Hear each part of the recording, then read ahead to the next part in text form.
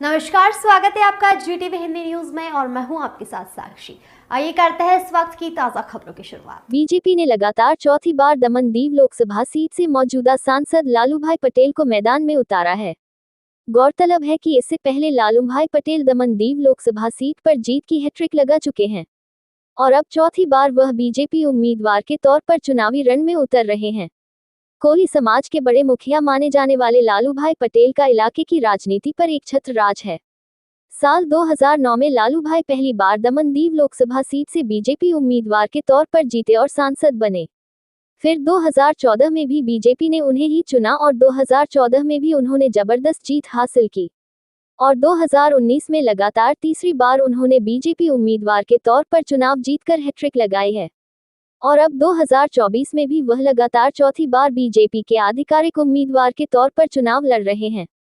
जैसे ही लालूभाई पटेल के नाम की घोषणा हुई, उनके समर्थकों में उत्साह का माहौल हो गया। उनके नाम की घोषणा होते ही लालभाई के घर पर दिवाली जैसा माहौल हो गया। उनके परिवार और समर्थकों ने उन्हें बधाई दी और उनके स्वस्थ होने की कामना की। अब तक वह दमन-दीव लोकसभा सीट पर जीत की हैट्रिक लगा चुके हैं। हालांकि चून की पार्टी ने उन्हें लगातार चौथी बार चुना है, इस बार वह दमन-दीव लोकसभा सीट पर लालभाई पटेल और भाजपा की जीत सुनिश्चित करेंगे। Bureau report GTV Hindi news. वंदे मातरम, भारत माता की जय। लालूभाई तुम आगे बढ़ो, हम तुम्हारे साथ हैं। आपकी बार 400 पार। પાર્ટીએ પસંદ કર્યા એટલા માટે કે આપણા દેશના વડાપ્રધાન આદરણીય નરેન્દ્રભાઈ મોદીના આપણા દમણ-દીવ પર થીડી પર એમના આશીર્વાદ છે। આપણા રાષ્ટ્રીય અધ્યક્ષ શ્રી જયપ્રકાશ નડ્ડાજીના બી આશીર્વાદ છે, અમારા પ્રભારીના બી આશીર્વાદ છે, અમારા અહીંના પ્રદેશ દીપેશભાઈના આશીર્વાદ છે, BM ભાઈના આશીર્વાદ છે, બધા કાર્યકર્તાઓના આશીર્વાદ છે। આ ટિકિટ જે અત્યારે મળીને એ ટિકિટ અમારી દમણની જનતાને મળી, સર્વેને મળી, એમનો અધિકાર છે, એમના સર્વેથી મળી ને જેમણે ટિકિટ ફાળવી અભિનંદન આપું એમને। એટલી ખુશી છે કે શું બોલું ને શું નહીં બોલું। ચોથી વાર એટલે ચોથો ચોથપુર એમ કહીને તેમ કહીને કે સારું જ મળશે ને। આદરણીય પ્રધાનમંત્રી શ્રી નરેન્દ્રભાઈ મોદીના સતત આશીર્વાદ રહ્યા અને એટલો વિકાસ થયો। 14 પછી જે આપણે 3Dમાં વિકાસ થયો એ કોઈ વિકાસ થયો પૂરતું શાસન પછી કોઈ અમે જોયું નથી, અગર કોંગ્રેસના રાજમાં બી જોયું નથી, પણ 2014 છે વિકાસ થયો અને લોકોને વિશ્વાસ આવ્યો અને ભણતર ને ગણતરમાં જે મોટા રાજ્યને મળે એ આપણે નાના રાજ્યને મળવા લાગ્યું બધું વિકાસ। Medical college, engineer college, degree college, nursing college, law college એ બધું પબ્લિકને ઘેર બેઠા ગંગા પબ્લિકે મન બનાવેલું આ સર્વેના આધારે મળે। આદરણીય રાજનાથસિંહ સાહેબનો બી આશીર્વાદ,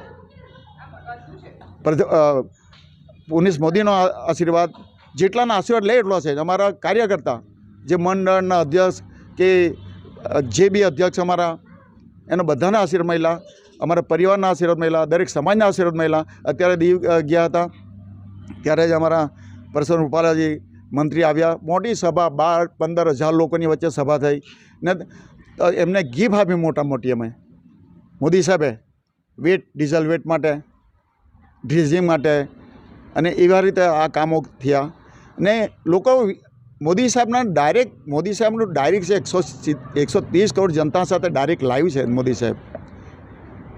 એના આધારે ભાજપ જવાનું છે અને એક કમળ દમણથી આવશે।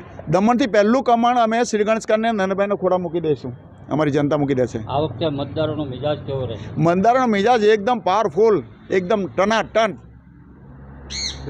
ભાઈ સતત ચોથી વખત બની રહ્યા છો, કેવા એવા કામો છે કે હજુ ચોથી વખત કરવા માંગશો? એમ કામો તો ઓલરેડી આદરણીય નરેન્દ્રભાઈ મોદીના આશીર્વાદથી અહીંયાના પ્રશાસકશ્રીને બધું કામ કરેલું પ્રભુભાઈ પટેલે, પણ કામ તો જેટલા કરે ઓછા થતા ઓછા બી થયા ને જે બી કામ તો આવશે જ, પણ જે મેન મોટા મોટા કામ હતા એ બધા થઈ ગયા, હજુ થશે, પબ્લિકને આશા છે ને દેશની સાથે સાથે અમારો વિકાસ થયો।